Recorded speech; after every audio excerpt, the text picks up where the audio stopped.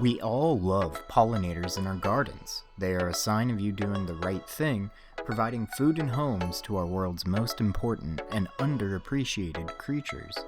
Tasty nectar isn't the only thing bees and butterflies are looking for in the garden. They also need sources of clean water. Today we're talking about implementing small DIY baths for pollinators to visit when they need a drink. The hum of bees is the voice of the garden. Gertrude Jekyll.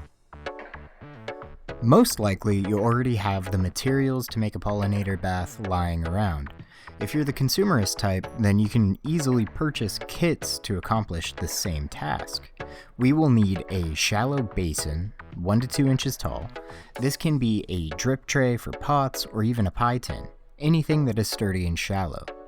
Today, I'll be using these bonsai pots. You will also need some rocks, marbles, or large glass beads. I gathered some river rock from around my property that I'll be putting in my. We want rocks or marbles in the dishes so that our bugs will have a safe place to land without getting their legs and wings wet while getting their sips of water. Assembly is easy. Put the rocks in the dish and then fill it with water.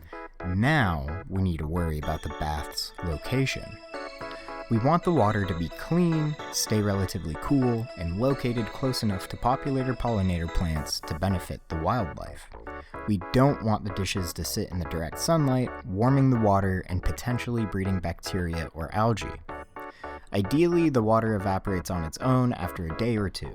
This will help with keeping the water clean, but it does mean that we need to keep tabs and keep refilling the reservoir. Place the bath somewhere that gets shaded by the surrounding plants, but isn't hidden from access. Place it as near to a popular plant as you can get it.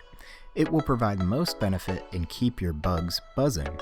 I have mine near my Russian sage, lavender, echinacea, and sunflowers. These are all constantly covered with a wide variety of pollinators, from honeybees to butterflies and moths.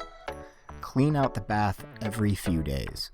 Hopefully the water evaporates on its own, but if it doesn't, make sure to empty out the standing water and replace it with new, cool water. In the hot weather, you may need to refill it once in the morning and once again in the evening. That's all there is to it. In just a few minutes, we were able to DIY a safe oasis for our bees, butterflies, and other flying friends. Let's grow!